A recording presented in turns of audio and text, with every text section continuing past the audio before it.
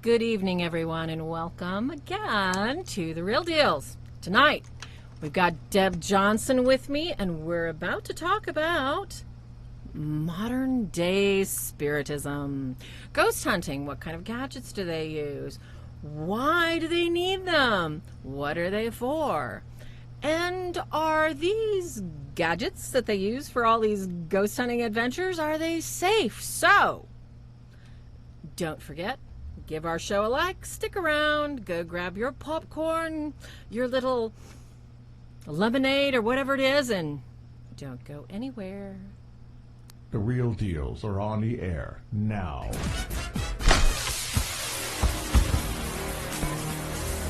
And now, live from the Swords of St. Michael Studios, it's The Real Deals. Kenneth and Bear.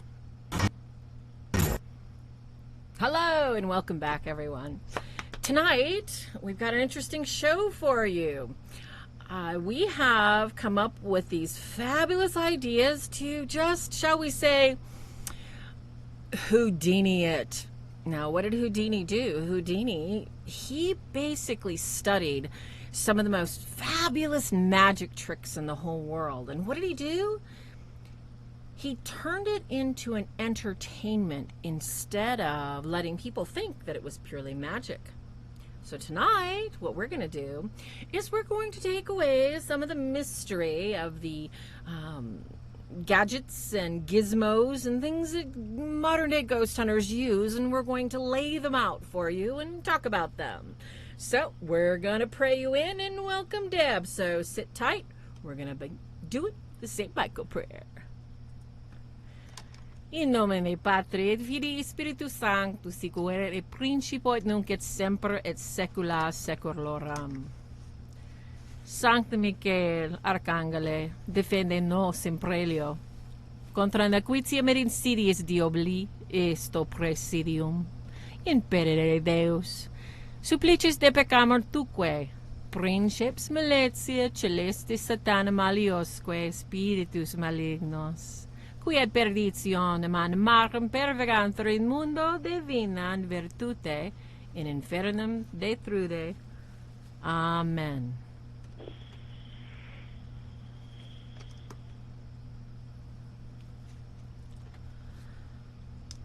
Hello, Deb. Hi, sister. How you doing? Oh, I missed you. I know. It's like, oh my gosh, it's already, the end of summer, and here we are talking about what? It's almost Halloween. We gotta say hello to everybody in chat. It looks like Lori's here, Doris is here, Santo, Tony B, and Tony C. Melissa made it, yeah. And it's just starting to fill up.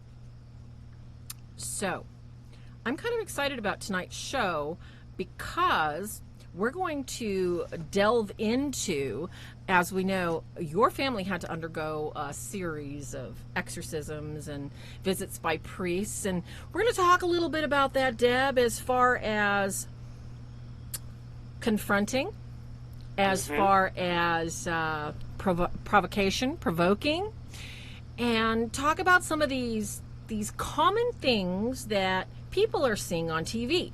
Now, I know you're well aware, but I don't know if our audience is well aware that there's 2 seasons that get really a lot of heavy negative spiritual influence as far as demonic goes. And Easter is number 1, and number 2 is Halloween. Halloween and the months leading up to it are so dark. So this time of year is perfect for your favorite channels to launch these, I don't know, Deb, what would you call these shows? All these shows that they're all about the ghosts and the orbs and strange things. What would you call them? The paranormal shows. And do you know what I love about these paranormal shows? What's that? I don't watch them. I mean, I did when they first came out. They all claim how they're going to come in and they're going to help you if they find something. Yes. Or they'll let you know if they found something. And all they do is they leave you high and dry with no help. Basically. And they scare the hell out of you. and they leave. So if they provoke it so much, it's going to terrorize you more. It's kind of like the people that are supposed to come in and get rid of the, what is it? They're supposed to get rid of your infestation of ants and whatever you've got, termites, and they say, oh yeah, you've got ants. Good luck with that. We found one or two. Oh, what about that other one, with the plumber? Oh my gosh, that was Ken's favorite to rail about. Do you remember that show? Does everybody remember that show? They would come in and debunk it. They would tell you either you have something there. Yes. You have something there. And if you had something there, you were on your own because they left. Oh, goodness. Well, I think they still, I'm not sure because I don't ever watch my, I have to admit, they're coming back on this season, this fall. Oh, gosh. And so many people, there's a new one out, too, that people have asked me because they're like, hey, check this show out. Maybe it's pretty good. Maybe, they're doing the right thing or they're doing it the right way. We're going to go into some of what Christians and Catholics teach here in a moment.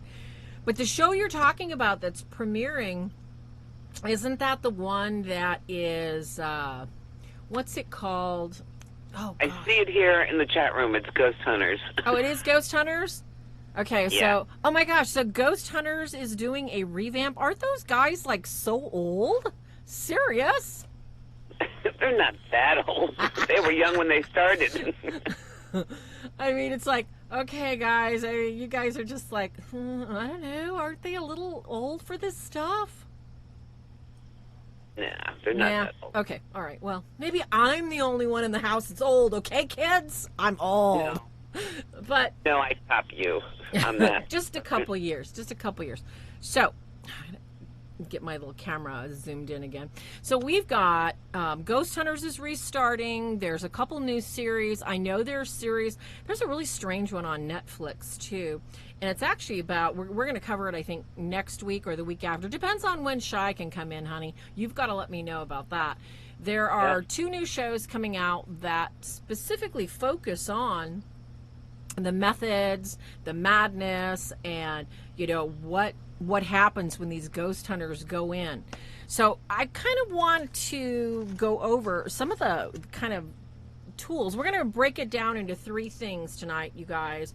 What is it? What are the effects? And where's the science? Okay? And then, finally, what does God say about all this stuff, you guys? Let's get that in there last. So, when I wrote my book, Deb, I don't know if you had a chance to look at it. I basically listed what the most common thing, or I should say, the top mechanical aids, okay, because we're going to talk about what we're talking about here, ghost searching, spiritism. The whole word spiritism is basically the belief that we as humans can contact this etheric energy, okay? This little thread of energy, and we're going to go into some of the history too of Mesmer and everything else, but for now, let's focus on what is spiritism. It's the belief that we can talk to the dead. It's a belief that the dead are available. It's a belief that the spirits are there at our beck and call, baby. Come on down. Pass around.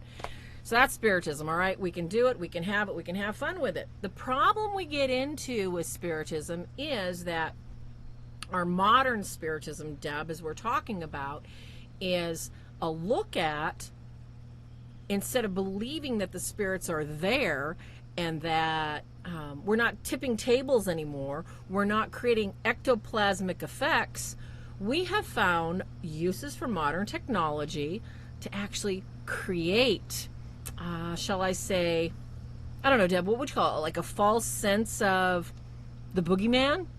No, absolutely. It's like, I mean, I'm looking at this list. Okay, now this is when just... you're working with those boxes and anything that can give you false information. Exactly. And, okay, I put this in my book, some of these things, because I had to break it down because Ken was on teams, I guess, that there was a couple of people that used this stuff. I never did. I'm old school kids. I never went ghost hunting.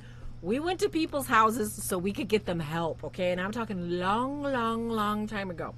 So what do we use? We use baby powder. What do we use? We use cameras. What do we use? We use string.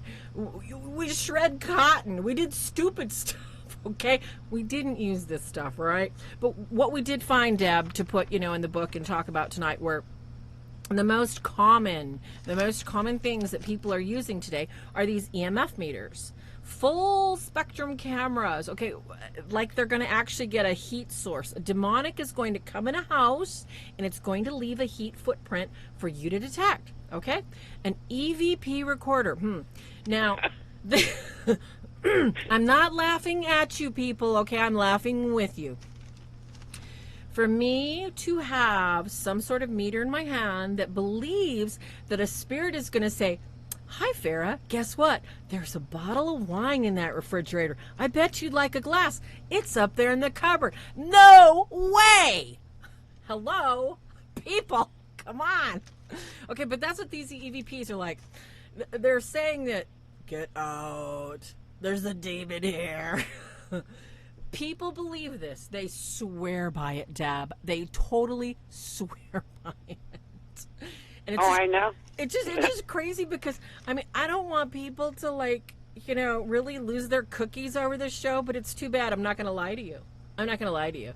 Exactly, Tony. It is modern day, what would you call it? What was that thing that they used to do in the Dark Ages? Remember that, Deb? They played with gold. I'm not talking about, what was it? They'd turn, common metals, tin, into gold. I can't even remember. That's what happens when you're old. But anyway, this is the science behind these EVPs. That would be an alchemist. Yes. Alchemy. Yes, exactly. So when we're talking about these, all of the high spectrum, full spectrum, EVP recorders. Oh, and how about what the heck is this? A tri-meter? Let me read because I can't read my handwriting. It is a tri-field meter. Oh, how about a laser grid? Oh my gosh. I do this grid slicer for my homemade bread. There's a laser grid for ghosts. All right, this is a new one to me, kids. There's a new one to me. Thank you, Santo Alchemy. Welcome, BZ Kathy. Good to see you.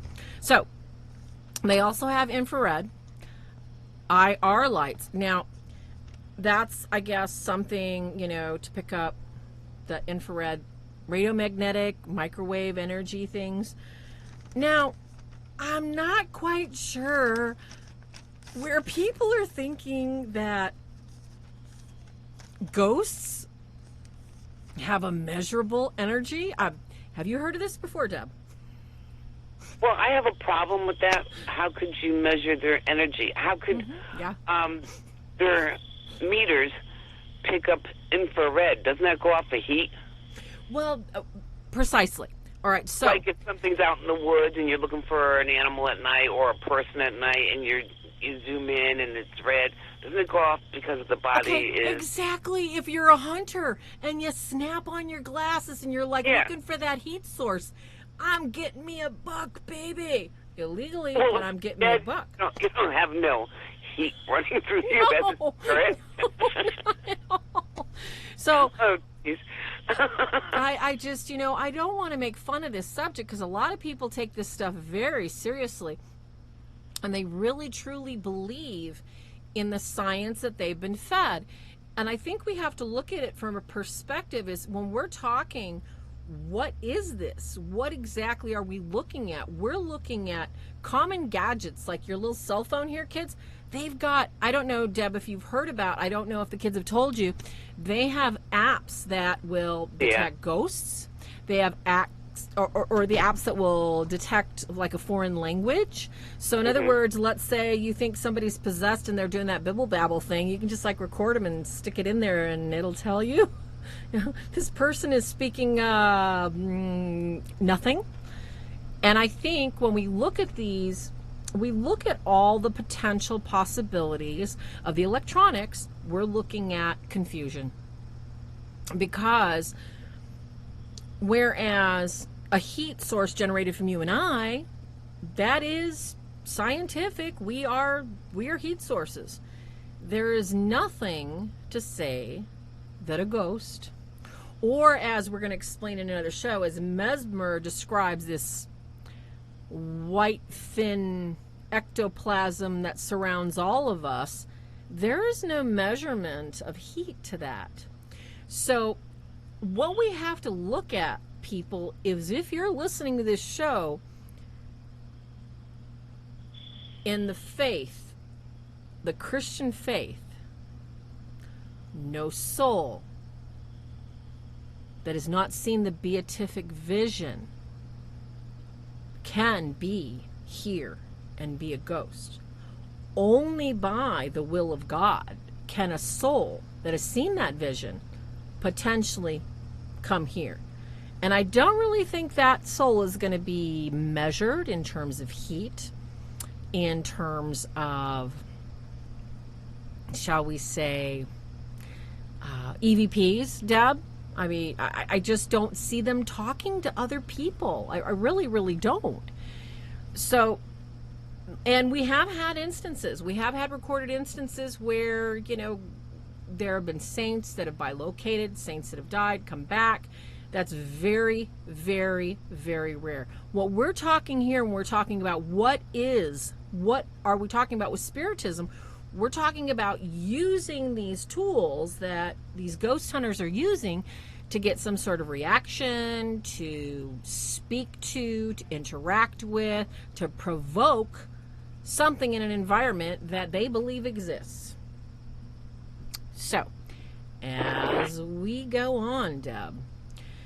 It's just a shame, though, because it's a moneymaker. It is. It's a moneymaker. That's all it is. And people are so interested about finding out about their loved ones that passed. So they'll try and do anything, and then everybody jumps on that bandwagon, and then all of a sudden there's a TV show for it because there's so many people interested. Well, you've got a point there, and I think that's a really important point to make right now, too, is when you look at what's popular,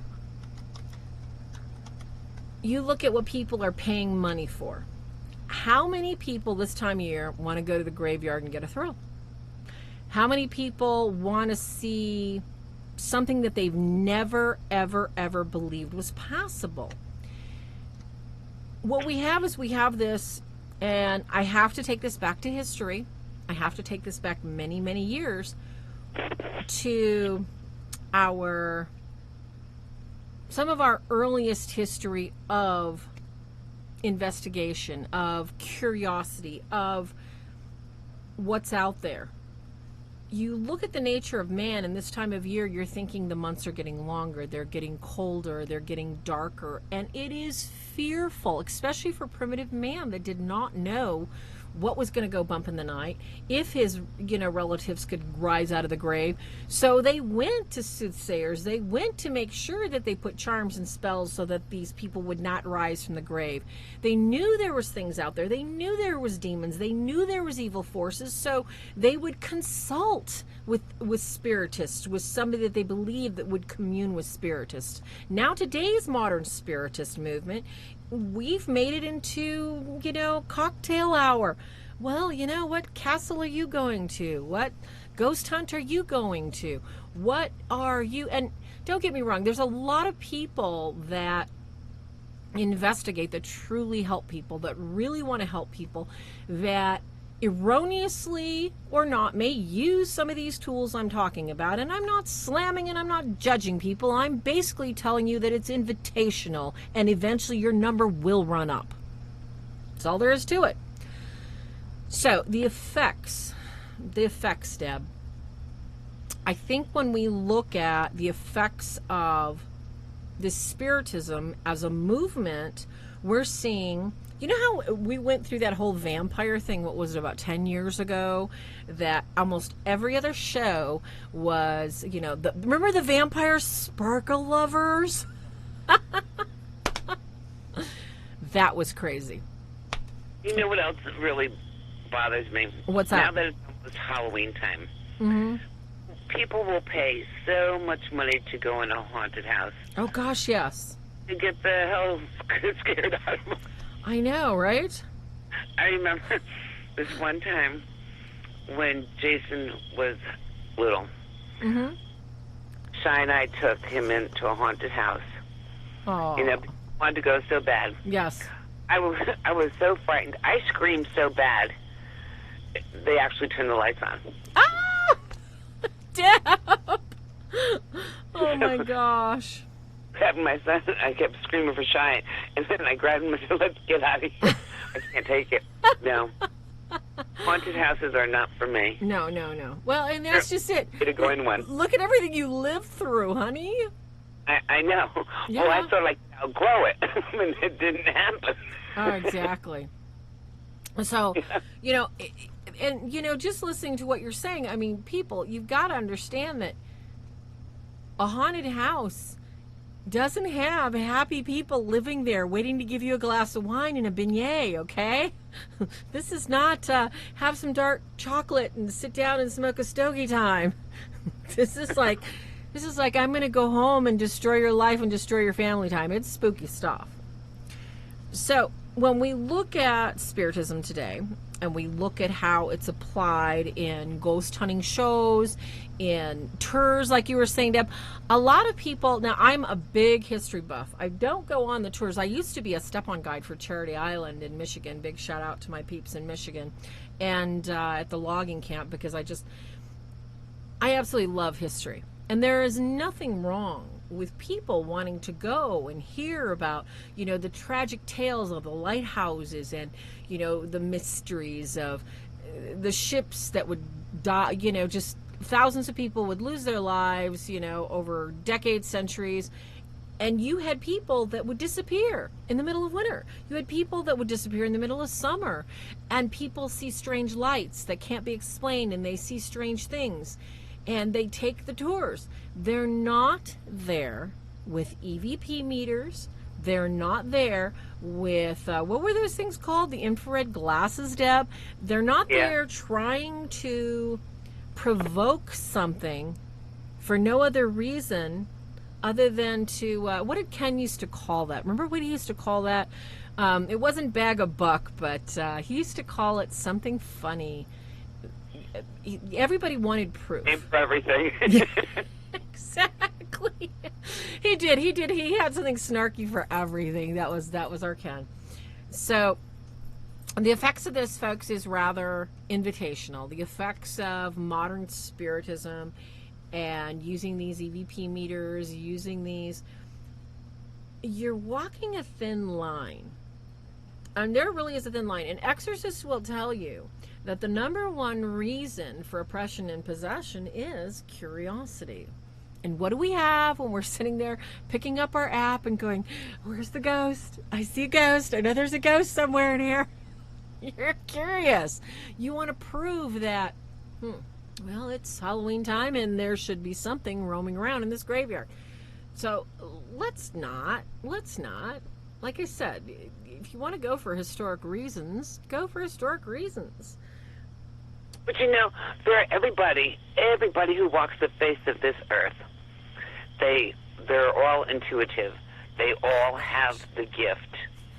Some hone in on it and that are real sharp, and some are just like mediocre. But everybody has the gift to have the sense. Everybody feels and they have the sense. Oh, I agree. And why? Why are they taking mediums? Why are they taking mediums and exploiting them? Exploiting them? That just doesn't make any sense. All right, whether people call themselves empaths or they call themselves mediums or they call themselves psychics, when you open yourself to a public, shall we say, knowledge that you have extra senses, one, you have just taken off the covering of your humility before God off. Two, you basically announced to whatever demonic spirits that are listening to you that, hey, I'm an open channel, babe. Come on in and let the party begin. And trust me, they do. And they know it. Oh, yeah, they're just on you like white on rice, babe. White on rice. They are. That's why I'm always in prayer. I know. I was just telling my son that. I says, I haven't made mass enough this week. I gotta get to church some more. I'm having a rough week. It is what it is, folks. Okay, so we just did what are the after effects. We got to zip it out in 15 more minutes. Okay, scientific proofs. Before we go into, what the church says and everything else, like Deb and I were saying, we're approaching what's called All Hallows Eve. The pagans, the provincials, they call it Samhain, which looks like Samhain. It's the big pagan festival. The Harvest Fest, excuse me, the time that they believe that the spirits are closer than any other time during the year for, shall we say, favors, for inviting these spirits in so that they can create more open medium channels. And in a sense, Deb... Well, why is that? Because what is getting thinner? Oh, yes. Exactly. And if you look at the... which we don't have time to get into the history of Halloween... This was, the dance with devils, literally. It was a celebrated dance with whatever spirits that people could contact. And now we have all these shows, and I love it. I'm sorry, but I'm really going to slam a couple shows hard right now without even giving their names. Deb, we have shows that are taking Catholic teaching. We have shows that are taking somewhat Christian teaching and saying, oh yes, let's hit some holy water at this because this is a dangerous spot. And then in the next hand, you see them burning some kind of wild stuff that looks like wild grass and going, hey, yeah, let's get the sage. And then they get some, excuse me folks, self-appointed, prepaid monster minister going, here's my cross. Go away, get back. So you've got mixed faith solutions. You've got invitational confrontation with these EVP meters, listening for the demonics. You've got people screaming F words and claiming that whatever they found on this ghost hunting show, that they can get it out. I just want one person to tell me, how do they believe this? How do they believe this is possible? How? I just don't get it. They don't know. Is it the entertainment? Because I look at it, these shows are making a lot of money, Deb. People are making a lot of money. And it's their profession. Yes. It's their job, and they get paid for it. Well, and I think people don't know that these are scripted. They'll never admit it. But, you guys, I've done a few of these shows, and I know that they will tell you this is what's going to happen. Whether you tell them, wait a second, that didn't happen, this is what they want you to do, and so if you want your show, this is what you're going to do. You can try and get your truth out. They might cut it out, but they have the script that you're going to follow because they have ratings and money to make. Mm-hmm. And a true psychic medium, if they are Christian, will never charge you a dime. Well, of course not. And that person would be working with, and they're trying to give you a gift. Yes, exactly. And it's so rare, Deb. When we're talking about people, because there are quite a few people that truly do have, and we're not talking about gifts talking to dead people. We're talking about a gift of knowledge. And, some Christian churches call it a word of knowledge.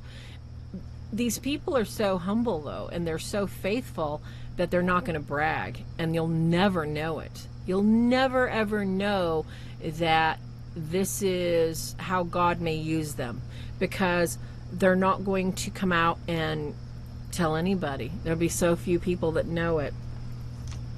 So The effects, Deb. We're talking about psychology, curiosity. Let's go into proofs now, because I want to sum our show up so we can take a few questions from chat. If anybody has any questions in chat, please give them to Tony C. or Deb Johnson, whoever's available, and we'll try and get to them in here in about 10 minutes, because I want to go over the proofs. We have characters running around with... They put up these ginormous screens, okay? So you've got these huge screens. Everybody's sitting there going, oh, what? Oh, look, there's an orb bouncing. Or, oh, no, look at that EMF meter. It's getting red. There must be a demon present. Deb, when you had exorcists handling your case, and they needed to find out how often the demon was visiting your home and your brother, did they use EMF meters or EVPs? Oh, no way. They just used the power of prayer, and they stayed. When they came, they didn't just pop in. They would stay hours, sometimes all night long. Everything was through prayer. So basically, once they had witnessed things that were going on themselves, they got right back to the bishop. And like I said, it was so long ago, and then the bishop had to contact the Vatican. I mean, everything, and they brought the priest from the Vatican, all the other priests. Yes. So back then, that's what they did, because that was all the red tape, you know? Yeah, so it's safe to say that they would not allow any sort of spiritism provocation by these electronic devices, correct? No. But they did allow you to have, because that's what it was. Remember the cassette tapes back then? Oh, exactly. I had one of those too. I put a cassette tape at the top of the stairs, cassette at the bottom. But that's not provocation. No, that was proof that they had everything that was being said and done, and also Polaroid pictures. Well, because it wasn't like it is today. No, and no one had a smartphone. And that is the big thing, is that the Catholic Church records everything. They write every single little detail down. They keep strict records. It is not to make sure that they've missed, Happy Johnny go bump lightly in the night. It's because if somebody has to get up and go to the bathroom in the middle of the night, they want to record it. If somebody is sleepwalking in the middle of the night, they want to record it. If somebody gets up and has a somnambulous moment and they start cooking breakfast, they want to record it. If they're in their room, at what time, what place, Exactly. It is not specifically looking for, shall we say, anything floating or scurrying or crawling. And that does happen. That does happen on the tapes, and you have to pinpoint it to little mice or cats or dogs or whatever have you, depending on the sensitivity of the mics. And as you remember those old tape recorders, they were not very sensitive. You literally had to be King Kong coming down the hall for it to pick up anything. But I remember those things. So when we're looking at the science of these toys, you guys, and the science... Exactly. Tony's pointing out that recording something passively is totally different than actively engaging or attempting to engage in spirits. Thank you, Dan, so much for the comment. I have to read this out loud, and I'll tell you in a minute why. Dan just left a comment here for us, Deb. He's relatively a new viewer, and the channel is so important to a world that is so deceived. I want to thank you for that, Dan, because I cannot tell you how many times in the last week I have been personally attacked for what I look like, how I talk, how I laugh, and I'm not going to change. I'm not going to change who I am. And welcome, Amanda. Welcome, Dan. Welcome, everybody. I have to give what I have to give the only way I can. And I'm not going to shave my head. I'm not going to stop smiling because I have to work with people that are very demonized. And if I don't laugh, I'm going to throw myself off the curb, get smushed by a truck, and you will never see me again. Okay, kids? So let me laugh, please. But thank you. I'm sorry. I had to say thanks for that. I know, kids, we are supposed to pray for those that revile us. We are actually thanking God when someone says, you know what, you're ugly, you're stupid, you're fat, you're a witch, you're dumb, you're an idiot. You're so okay. Thank you, God. You know what? There's obviously something or some reason that you're allowing me to be attacked for whatever reason. So we thank God and we move on with it. But sorry, long story short, you guys, that was really nice. So anyway, we're talking about exorcist proofs, and I'm not going to name the number of exorcists because I don't brag, and I'm not going to talk about exorcists, but I will tell you, no exorcist will use, will employ, will consider, and I mean an exorcist that I've known. There may have been Catholic exorcists that have allowed this sort of confrontation and this sort of provocation with electronic media. I would highly suspect their methods because it's not necessary. If myself, a layperson who claims nothing but the blood of Christ over my head, can understand a supernatural, preternatural place, event, person, I don't need an EVP. You know what I mean, Deb? I don't need to put on my little glasses and go, well, maybe I'll look at him with the infrareds because maybe I'll see his eyes glowing. Sarah, the last thing you need. What's that? That is the last thing you need. I know. Some little infrared glasses. So I could like sit there and stare at him and go, ooh, what's in there, people? You know what you do, Farrah? You wear one of those big hats like I do with your sunglasses. I know. My big old hat. Yeah. And then you can check people out and read them that way. Oh my gosh, I'm just telling you. It's like, okay, what priest in their right mind would come in? It's like, okay, I used to work for Eberline International. Oops, I shouldn't probably said that, but I worked for a nuclear source company. And I had to wear a personal dosimeter to determine whether I was exposed to radiation because I was packing all these sources and shipping them out all over so they could clean up sites. Now, can you imagine if, I was taking this Geiger counter around in a haunted house and expecting to pick something up? How am I going to be taken seriously by a priest? I'm not. How am I going to be seriously taken by someone that truly wants to help the situation, pastor or priest? It's just not going to happen, Deb.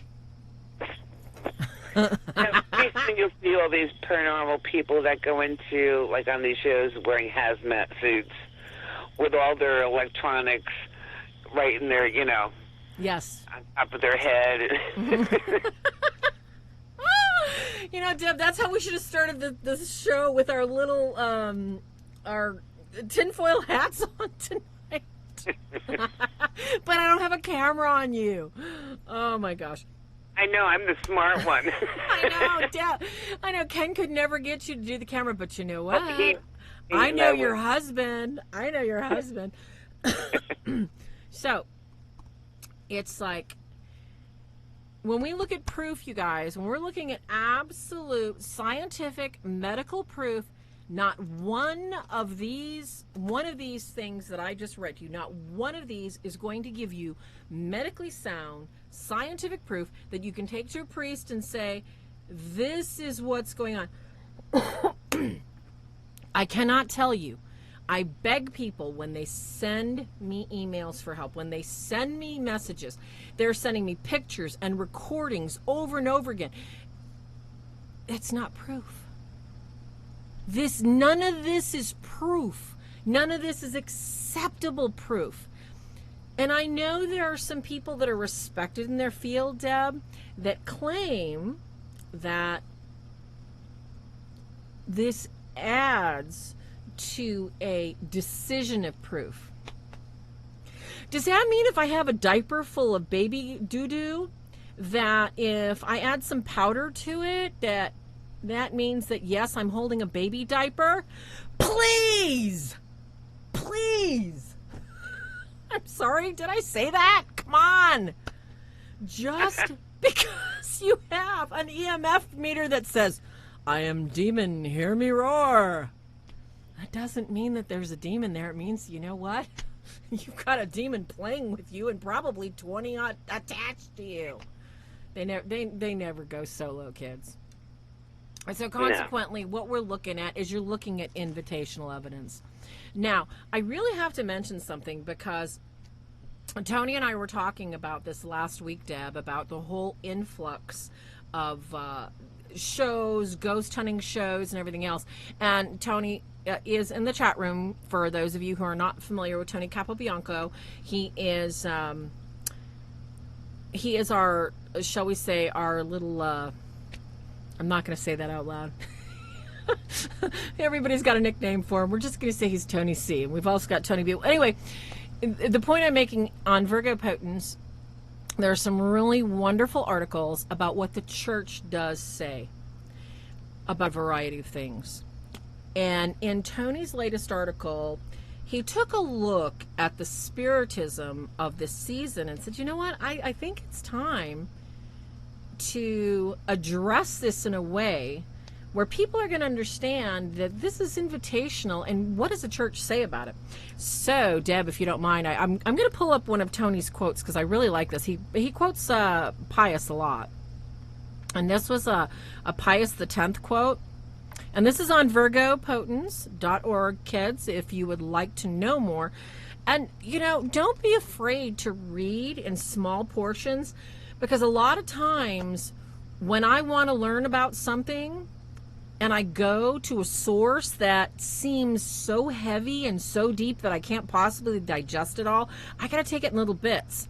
So if you are new to the faith, if you are new to learning about the deeper aspects of your Catholicism, when you go to Virgo Potents, just take a little tiny piece at a time, all right? Don't try and digest the whole meal and get yourself sick. It's just not worth it. So, oh my gosh, Tony's cracking me up. Did you see what he just posted? Yeah. Okay, for all of you that do not have this visual, he's making fun of not exorcists. He's making fun of those people that say, excuse me, don't worry, Father. I've got my energy-resistant suit on, and demons can't hurt me. Watch me now, Father. That's pretty bad. So anyway, modern Spiritism, okay? What does Pius X say? All practices of Spiritism, which are invitations to talk to the dead, all right, all practices are unlawful. What does unlawful mean? What is the law?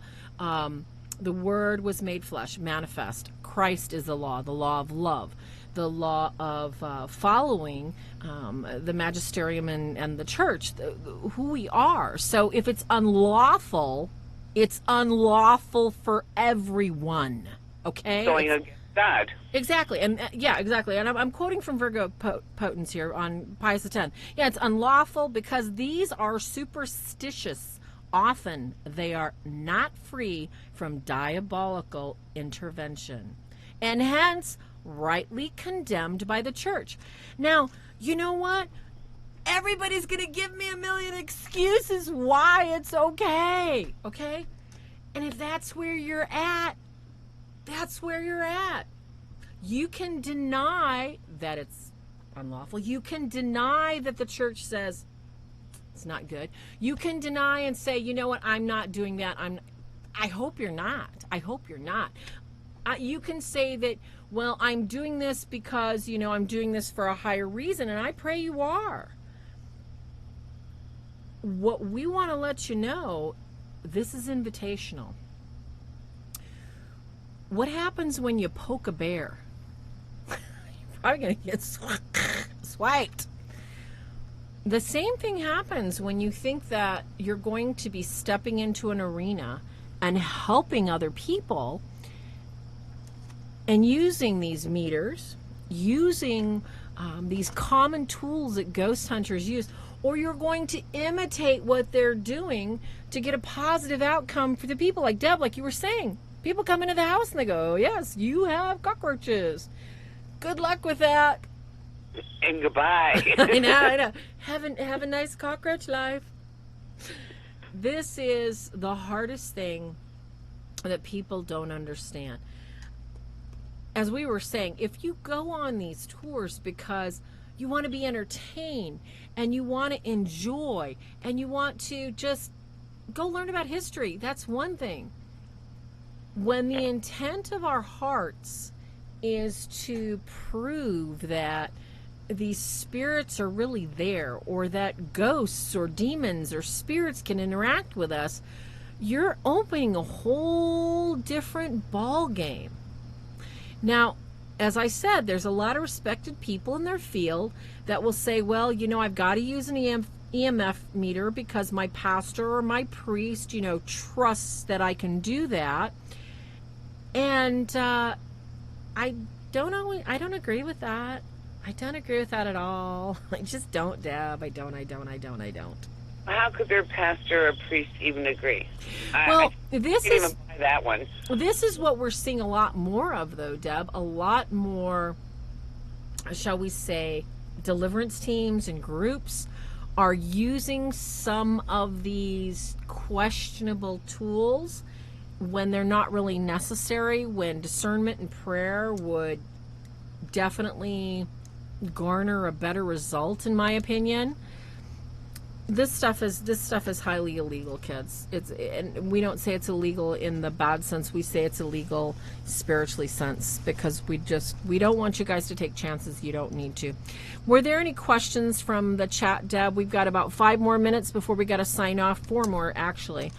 And I wanted to make sure, if anybody got any questions, before we get that last question, I want to remind you, click on the bell wherever it went, okay? I know there's bells around here somewhere. If you'd like to support us, please go to patreon.com, The Real Deals. You can support us. I'm working on a package, so when you guys, send a donation in, I can have a little something to send you. I haven't got to it yet, so please be patient with me. You can also PayPal me at The Real Deals. We do have books for sale, both on the website and at prayersbythebee.com. Give us a like. Thank you all so much. Please, please, please, please subscribe if you can. That way you'll know when we have our new little itsy bitsy, teensy wincy little fun on here. We're going to cover some more fasting again, Deb, next week. Was there any questions? Not that I see, unless I missed one. I don't know. Okay. I don't think I missed any. Wonderful. Oh, Ash, you're so sweet. Thank you, dear. Okay, Tony C. Oh, Tony, you're just such a smarty. Okay, how does using an EVP recorder to talk to spirits different than using a Ouija board? Answer. Oh, okay, so answer your own question. It's not. And that's the problem. Yes, Dan T. I did cover that in a video, and asked everybody to continue to fast and pray. Is it a sin? Amanda wants to know. I love the paranormal. Is it a sin to use a recorder? No, Amanda, it is not a sin. It is a temptation to the demonic. Now, let me say this, okay? Because let's put this into perspective. If you're using a recorder to record what's going on for your priest, for your pastor, for the purposes of trying to help someone, no, that is not a sin at all.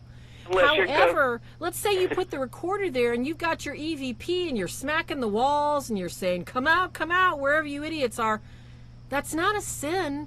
That's actually spiritually deadly. Very spiritually deadly. The gateway. Yes. That's opening the door. Yes. So no. And so therefore, no, that please. Is sin. Please. Door. Yes, don't think that that's a sin. And Tony Blanco, you had a question up top. Tony, do I look that talented that I can scroll all the way up top? Okay, come on. Can you type it again for me, Tony? Quicker than I can look. Oh my goodness. Yes, Karen. Thank you for the beautiful card. I was gonna flash it, but it's all the way over there. So Tony B had a question, and we all missed it. Can you believe it? Tony Copianco, where are you at when I need you? Where's my Tony C? He's scrolling too. He's scrolling too? I'm like, okay, Tony B, where did you go? There's Santo. Okay, Tony B. I don't see the question. Does anybody see it? Can anybody help me out with this question? Because I want to make sure I covered it. Yeah, there's all kinds of trickery. Yeah. Yeah. Anybody see that question? Help me out here, kids. Hello, BZ. So glad you made it. Arthur, good to see you. And yes, it's very easy to get voices recorded in houses. I mean, you're not looking for specifically things to pop out and hit you, but you know, you're just recording to record, and it's like, okay, I can't find his question. Anybody find it yet? Yeah, Tony's got it. He says, when people are doing rituals in the city, does it cause a demonic wave that causes evil or demonic attacks to increase? Good question. Oh boy. Okay. Well, let's take this question. Let's break it down. Yep. From my experiences in big cities, with satanic cults and with groups, with rings that use, abuse, and sell children from birth on, what you're talking about is a ritual in the city. Now, we're not going to define the ritual, Tony, but I'm going to assume that when you're talking about a ritual, you're talking about a conjuring ritual. I've seen conjuring rituals in the woods. I've seen them in parks. So when people come together, just like as a Christian, when we come together and we proclaim the name of Christ, plead the blood of Christ, two or more are gathered. There is nothing in sacred scripture or the magisterium tradition that says you need two or more to call upon Satan and his minions. Do I need to repeat that again? There is nothing that says you must have two or more to call upon Satan and his minions. And why is that, people? This is his domain. This is his domain. He's been given dominion here. Anybody can call him at any time.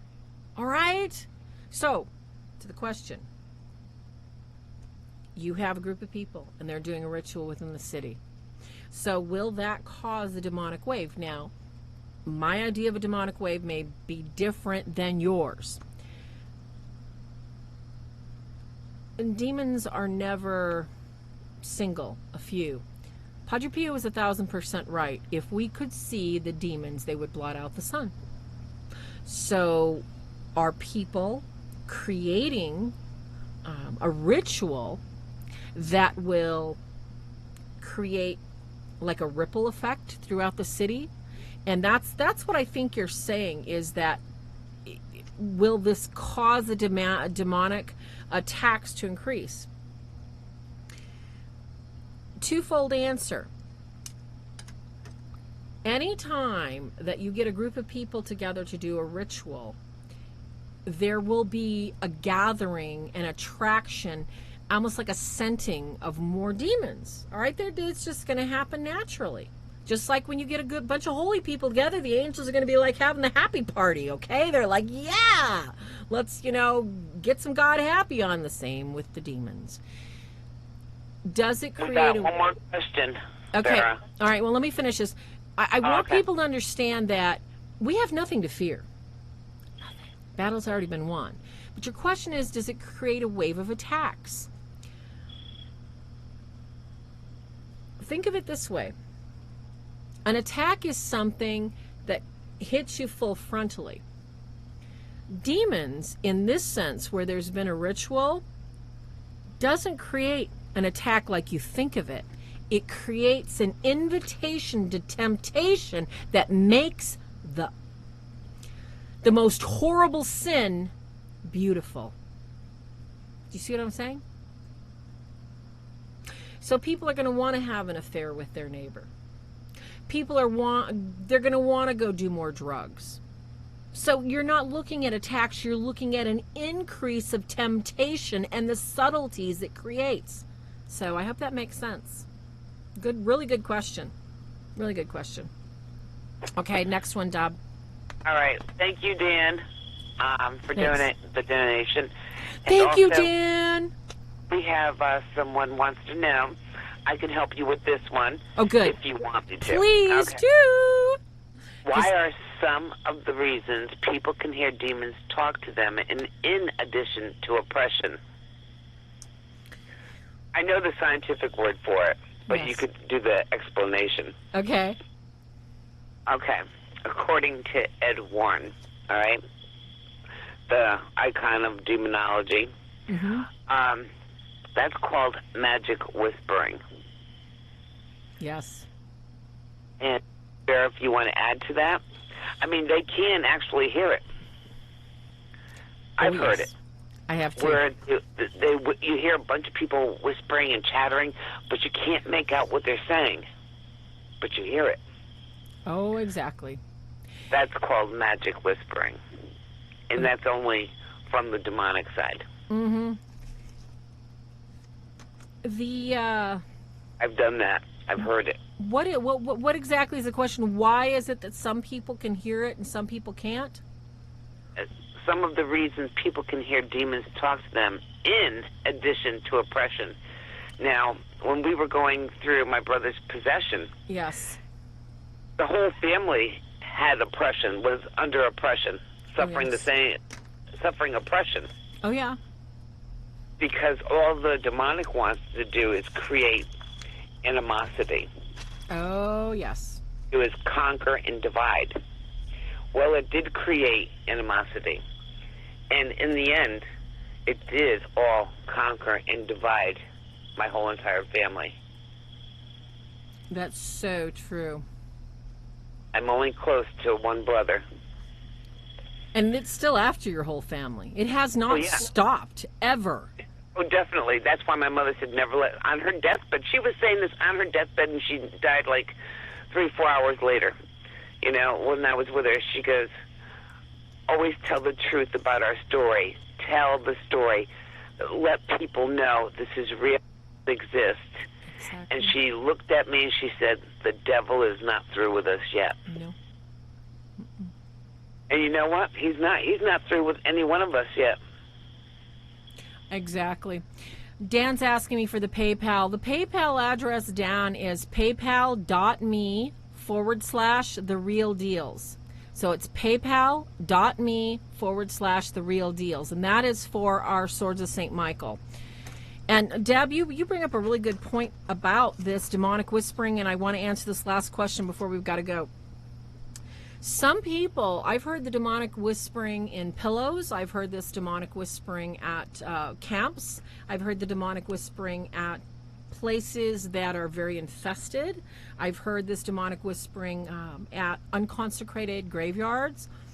And what it sounds like is if you were to step into, like, let's just say somebody took you as like a basketball and dropped you in the middle of a busy baseball stadium, and everybody was speaking different languages and in different meters and tones, and it sounds like about 1,000 people talking at once. Yeah. And it feels, because while talking you can't make out what they're saying, but you can hear them. And it hurts because it feels like somebody is burning the inside of your ear. It feels like there's something that's like trying to get into your head, and you're just like it's like a sharp, horrible pain, and you're like you can't get it out until you pray it off. All right, here's one. Okay, you got one more quick one? Yes. Amanda wants to know: can I bring home a demon or summon home to my family if I'm out ghost hunting? Short yes, long no. It is possible. It is possible because of the nature of the people around you that are actually provoking. Because you can't know. You're not a saint. I'm not a saint. We're not privy to know if they're going to be demonic energies where you're going. So yes, you could. Now, it's very likely that chances are that your family's going to be prayed up, you're going to be prayed up, and there's going to be no entry allowed. However, because, and legal right is a crazy thing and a lot of people argue about it, but I'm going to stick with it because it works for me and my prayers work. So I'm going to say, when you step into someplace and your intent is to open yourself up to a level of enjoyment, curiosity, that is the number one reason people become oppressed. And what is the reason that we become oppressed? Curiosity. So what does that curiosity do? It opens up the opportunity for something to tempt you in a way that you've never been tempted before. That's what you have to understand. So is that demonic? Yes. Is it low level? Like yes. When he said, that's the danger of communicating with spirits. Once the door is open, they might accept your invitation. Precisely. Now, you know, we had one more question. We really got to run, kids. I love you all dearly, but we've got to run. So, consequently, when we are looking at the demonics and what they can and can't tolerate, I think it was Tess had a question about, do demonics, are they immune to exercised water? Does exercise water, does this bother them? Now, you have to understand that according to the church and according to my experience and a lot of exorcist experience is that not all demons are going to be affected. It's going to be a rare, tiny portion that aren't. The majority of demons, you whip out that exercise water in that old rite, they're going to be like, gone. Why? They don't want to be exposed and they don't want to be run out. Okay? That's why you ought to go to your Latin Mass every time they have the opportunity. Get your water, your candles. I mean all the candles. Just get the candles in the big box and take it in. Get your exercised oil. Get everything. Your salt. Everything. Just bring it in a box and let the priest do his thing for about an hour and a half. You hang out, do your potluck, get it all exercised, okay? So the holy water might burn them, but exactly. It's the words that'll make them disappear. Precisely. And eventually they're going to be running, So you want to get out, all these minor to mediums anyway. The bigger ones, if you have one of those, that's going to take a priest, but chances are you will not ever have that if you're good and you're practicing everything you can. So there's one more.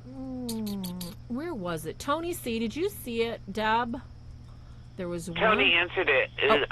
From Dan. Does venial sin open the door to the demonic? Oh, gosh, yes. You mentioned to him, no, Dan. Well, I have to disagree with you, Tony, because venial sin, and I disagree in a general, broad sense, because, all right, it's not so much does it open to the door to the demonic. What it does is it opens the door to more temptation, which could lead to that. Okay, so I don't disagree with you, Tony, but I do agree that once you committed that venial sin, no, you're not slamming the door going, hello, demonic, but you are opening the door to the next level of temptation. So one little venial sin and another little venial sin and another little venial sin, and pretty soon you're opening doors. So that's kind of how I'm disagreeing just a little bit. Okay, Tony C? But it's not, you're not going to just, have one little temptation and that's, that venial sin's going to open the door to the demonic.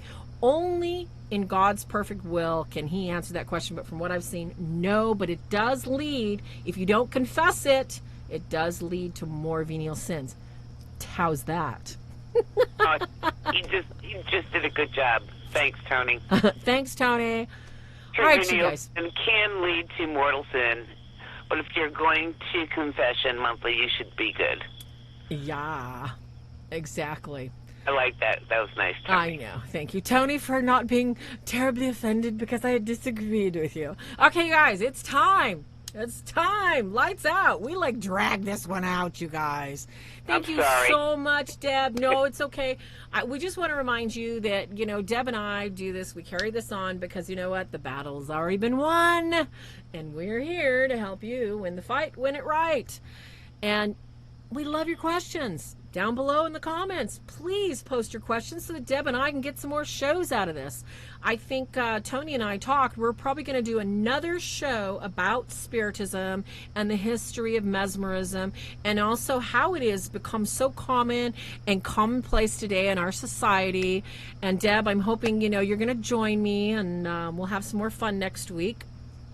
But other than that, it is time to say good night, sweetheart. Good night. What's that? And God bless. Yes, exactly. Good night. God bless. And don't forget to say your prayers, okay? Pray to your guardian angel. Use the name of Jesus. It's the simple things that will get it done, okay? And never forget. Never forget. Who was Jesus' mother? Forget. And I love you guys. We do. Sweet dreams. Thank you all. God bless and good night. The Real Deals TV show, copyright 2018, a Swords of St. Michael production. Any unauthorized duplication or rebroadcast or retransmission of this broadcast without the express written permission of the Swords of the Saint Network or that of Kenneth and Farrow's Deal is strictly prohibited.